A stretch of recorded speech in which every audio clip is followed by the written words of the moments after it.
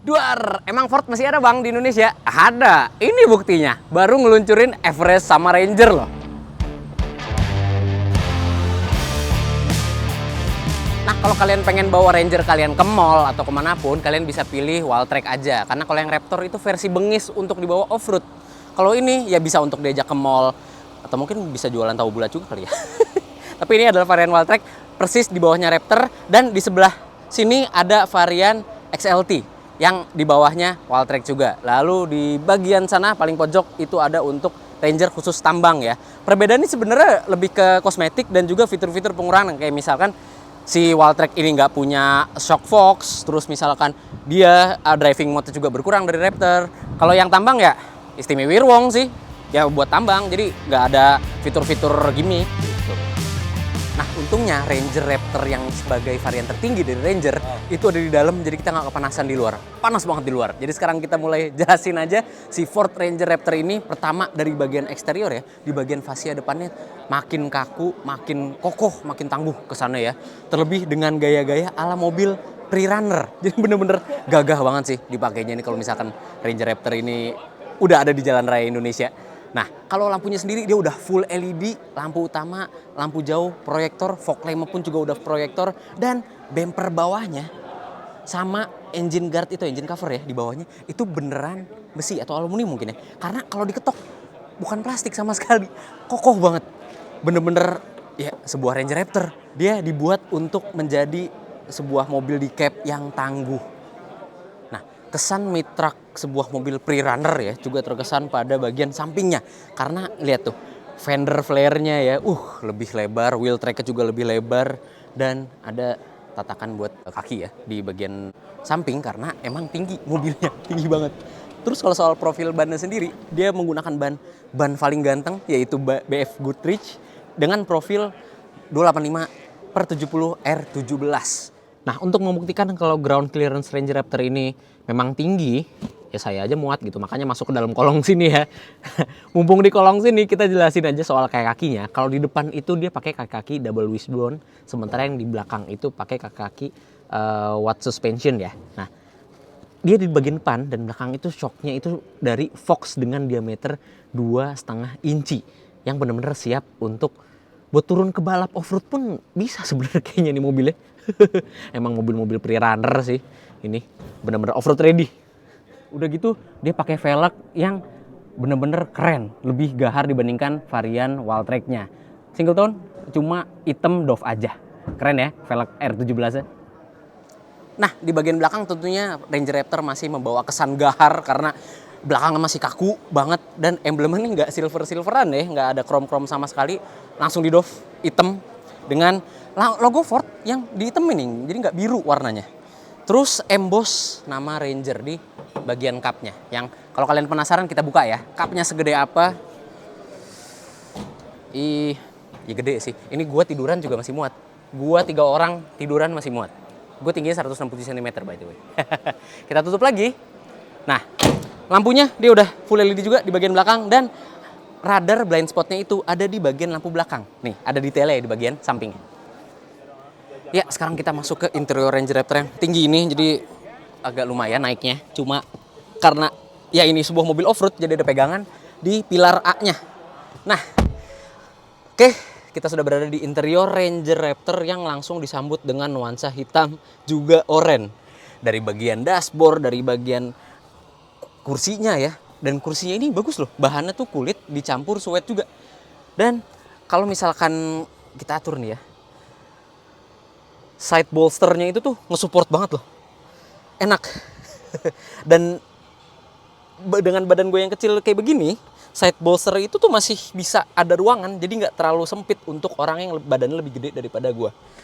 Oke, jadi posisi berkendara juga nyaman dan commanding tentunya, karena ini adalah sebuah mobil off-road performance. Bener-bener keren. Nah, setirnya juga kita langsung disambut dengan nama Raptor, nuansanya juga hitam dan oranye. Terus ini setirnya sporty banget ya bentuknya, walaupun nggak flat bottom. Ini lingkaran full. Dan pedal shiftnya ini nih, ini magnesium alloy loh. Keren ya. Oke. Sekarang kita coba lihat di bagian instrumen kemudinya. Nah langsung kelihatan instrumen panelnya udah full digital, jadi nggak ada analog lagi, dan animasinya bagus banget loh animasinya. Ini berasa kayak HP flagship yang punya refresh rate 120 Hz loh. Oke sayang, kuncinya nggak ada, nggak bisa kita otak-atik instrumen panelnya. Tapi yang mau gue highlight di sini adalah dia mobil off-road, performance oriented. Tapi kalau soal entertainmentnya, full lengkap banget dengan layar 12 inci sebagai head unit yang intuitif banget, dan layar ini responsif. Terus juga dia tersedia Apple CarPlay dan juga Android Auto. Udah kekinian, masa mobil zaman sekarang nggak ada Apple CarPlay sama Android Auto? Cupu. Dia udah ada dong. Terus kalau misalkan mau ngatur AC, dia masih pakai tombol fisik. Walaupun dia ada juga indikator digitalnya ya di bagian atas ini. Oke, di bagian bawah ada wireless charging. Terus shifternya dia udah model joystick ya. Jadi dia nggak model gate atau segala macam. Parking udah electric park brake. Ada mode berkendara juga. Ini paling banyak mode berkendaranya tuh kalau nggak salah ada 7 mode berkendara, dan ada electric differential.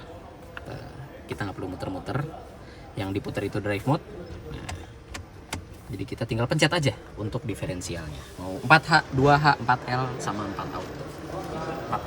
Hei, hampir kelupaan. Kita belum ngomongin bagian atas ya, yang dia terdapat banyak tombol auxiliary untuk berbagai macam aksesoris. Ya misalkan mau tambah toet-toet, totat-totat, ya kan, yang ya ala-ala arogan lah ya, arogan ala Indonesia, bisa. Karena tombolnya udah tersedia di atas sini. Kayak pesawat ya, enak mainannya. Tapi ini bukan mainan. Oke, atasnya ada buat sunglass juga yang udah dilapis bludru. Lampu udah, ini ya lampu interior udah LED putih warnanya.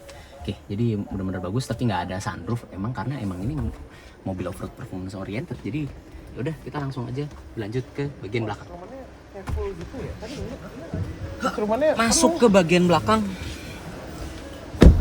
masih muat karena badan gue emang posturnya cuma 160 cm ya tingginya. Headroom masih lega, legroom agak terbatas, tapi untung kursi depannya ini agak cowakan untuk lutut ya.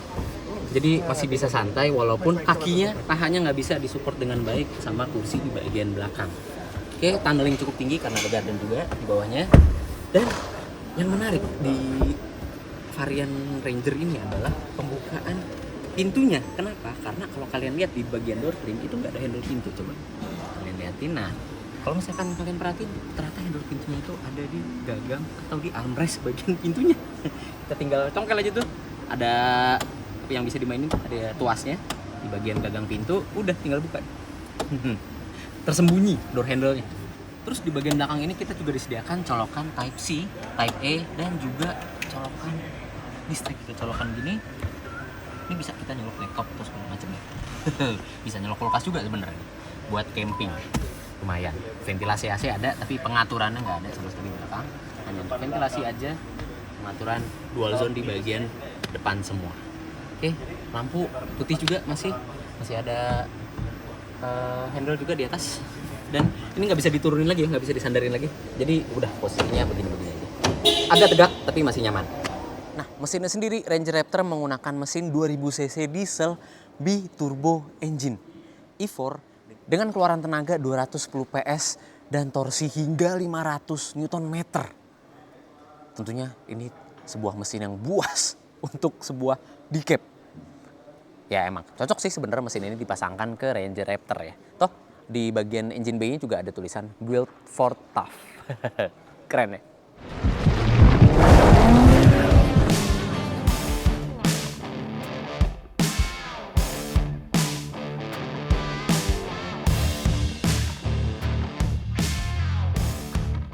Kalau tadi model decapnya, sekarang kita beralih ke Everest, model 7-seater dari bentuk Ranger ya. Jadi namanya Everest ini. Nah, kalau ngelihat lampunya, ngelihat grille itu sebenarnya sama mukanya, tapi kalau ngelihat bagian bumper tentu peruntukannya ya ini bukan untuk off-roader sejati ya. Dia ini peruntukannya ya untuk jalan-jalan ke mall bareng keluarga. Ya untuk adventure lah, sekadar adventure. Jadi makanya mukanya terkesan lebih elegan, walaupun memang masih kokoh dan tangguh ala Everest, dan Ranger. Nah, untuk perlampuannya sendiri masih sama dengan Ranger Raptor. Dia udah full LED dari DRL, lampu utama, lampu jauh, sampai ke fog lamp juga udah proyektor LED. Dan kalau misalkan kalian lihat perbedaannya ya, SUV perkotaan dengan SUV yang diperuntukkan untuk off-road performance, wheel tracknya. Kalau misalkan si Everest ini kelihatan dia wheel tracknya nggak lebih lebar dibandingkan si Ranger Raptor.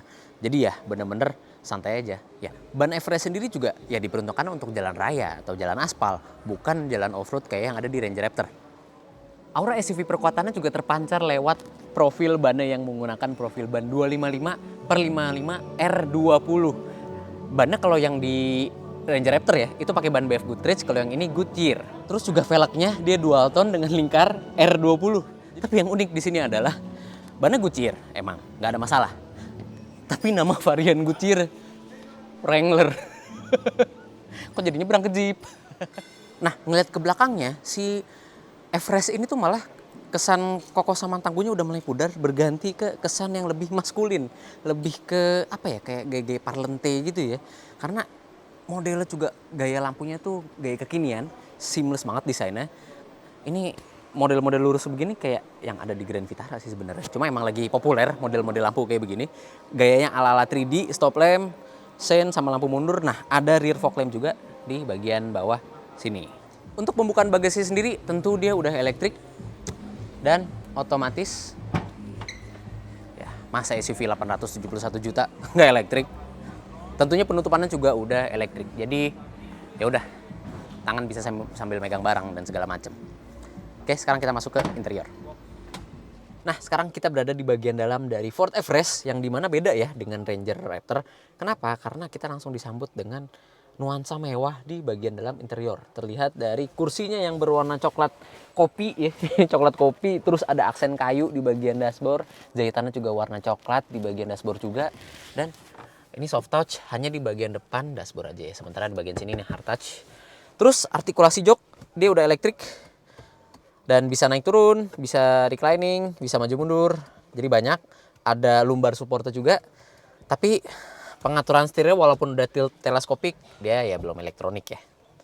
Tapi it's okay, artikulasinya banyak, jadi duduk di dalam Everest ini bisa nyaman dengan postur badan sebesar apapun deh. Ya, gue badannya pun 160 cm masih aman duduk di Everest ini. Posisi duduk juga commanding, dan sebenarnya ya komposisi dari interior tuh masih sama dengan Ranger Raptor, yang dimana panel instrumen juga masih digital full. Terus ini ada layar 12 inci yang udah Apple CarPlay juga Android Auto, bawahnya udah ada wireless charging, masih sama untuk di bagian konsol tengah, tapi untuk bagian atasnya dia udah nggak ada auxiliary button untuk aksesoris electrical. Cuma ada sunroof aja di bagian Everest ini, terus sunshade masih ada, dan spion tengah yang juga sudah auto dimming. Raptor juga udah auto dimming juga ya sebenarnya. Oke, bahas soal fiturnya ya. Sebenarnya fitur keamanan yang ada di Everest Titanium sama Ranger Raptor atau Ranger Wildtrak sebagai varian tertinggi ya, sama-sama aja, karena mereka juga sudah dilengkapi dengan rear cross traffic alert, blind spot monitoring ada, terus juga 7 airbag tersedia, parking assist bisa. Apa lagi? Itu sebenarnya sama-sama lengkap-lengkap juga tuh. Adaptive cruise control pun ada loh di Wildtrak, Everest Titanium sama di Ranger Raptor sekalipun. Jadi ya ngomongin soal fitur lengkap. Untuk bandrol harga 700 jutaan, 800 jutaan ya itu yang kalian minta, lengkap, aman. Sebelum kita pindah ke bagian belakang, ini penempatan cup holder unik. Kenapa? Karena dia rata dengan dashboard. Jadi desainnya tuh mulus banget tuh, tapi masih fungsional. Keren ya? Merek Amerika nih. Tapi buatan Thailand juga sih. Yulah, kita ke belakang. Nah, oke, beralih ke bagian sisi penumpang. Ya karena memang tinggi, tapi untungnya ada footstep di bagian sisi sampingnya. Jadi naik ke sini tuh masih nyaman, dan pembukaan pintu juga masih sama ya dengan Ranger Raptor ya. Ada di sandaran tangan door trim. Oke, sekarang kita bahas bagian belakangnya. Panel AC ada di atas sini. Nah, ada di roof. Terus untuk pengaturan semburan anginnya ya, pengaturan kecepatannya tuh dia ada di bagian tengah. Jadi beda dengan Ranger Raptor yang nggak ada pengaturan sama sekali, cuma ventilasi aja. Nah, terus di tengah sini itu juga tersedia Type C, colokan Type E sama colokan. Nah, yang ini colokannya Inggris baru, bener nih. Kalau yang di Raptor masih beda tuh. Dia bukan Inggris colokannya. Nah, terus bagian tengah dia tunnelingnya tinggi karena ada gardan. Dan untuk ruangnya sendiri ya, untuk space sendiri tinggi gue 160 cm untuk mengingatkan lagi. Headroom lega banget. Legroom sebenarnya masih cukup lututnya, tapi untuk kaki gerak mainnya tuh nggak luas. Dan ya sama dengan Raptor, pahanya nggak kesupport sama si kursi belakang atau kursi baris kedua dari Everest ini. Oke, ngomongin soal senderan, karena di Raptor tadi udah terbatas sama panel bodi belakang ya. Ini kita di Everest untungnya senderannya bisa diatur 60-40 ya. Tuh, bisa rebahan banget. Ini yang paling rebah nih. Nyaman. Oke. Tapi hal uniknya adalah bagian 40-nya tuh ada di sebelah kiri. Nah, 60-nya ini di bagian kanan. Kelihatan banget ya konversinya. Oke, udah bahas soal baris keduanya, sekarang kita pindah mungkin ya ke bagian belakang biar kalian tahu baris ketiganya itu sebesar apa sih, selega apa. Nah, untuk akses ke baris ketiganya mudah karena kita tinggal gampang, nggak terlalu berat, dan ada pegangan di bagian sini ya. Kita tinggal naik. Tuh. Oke, aksesnya sih gampang ya, tapi coba sekarang kita lipat lagi kursi baris keduanya ke posisi normal. Dan ternyata lutut udah nempel, paha nggak kesupport, kaki udah nggak bisa main karena dijepit sama kursi baris kedua, dan senderannya tegak. Ini tegak banget, jadi nggak terlalu bisa nyender, tapi untung kepala bisa ditopang headrest yang masih mensupport kepala dengan baik. Tapi untuk pengemudi nih, kalau misalkan dipakai kursi baris ketiganya, kayaknya agak susah melihat spion tengahnya. Cuma ya overall untuk perjalanan singkat bagi orang dewasa ini masih memungkinkan ya duduk di baris ketiga. Fiturnya apa aja sih yang ada di baris ketiga ini? Kita masih disediakan lampu baca, ada cup holder 2 buah, sama ada colokan power socket 12 volt. Dan tentunya speaker yang masih tersedia hingga ke pilar paling belakang. Nah, buat keluarnya juga agak tricky, tapi kalau misalkan kalian tahu gampang. Ini tinggal majuin lagi. Terus pegangannya sama yang ini ya. Kita tinggal injek kaki ke sini. Oh, udah deh. Hati-hati kesandung. Nah, oke, sekarang kita lihat mesin dari si Everest ini ya. Oke. Belum hidrolik dan lumayan berat cupnya. Tapi kalau kita lihat mesinnya, ternyata masih sama. 2000 cc diesel biturbo yang mengeluarkan output yang persis sama dengan Ranger Wildtrak juga ya. Jadi kita tutup aja. Oke. Lumayan berat cupnya. Nah, itulah gerakan terbaru dari Ford RMA Group di Indonesia saat ini. Dia mengeluarkan generasi baru dari Everest dan juga Ranger yang paling baru dengan bandrol harga range sekitar 400 jutaan hingga 700 jutaan untuk Ranger, dan untuk Everest 700 hingga 800 jutaan.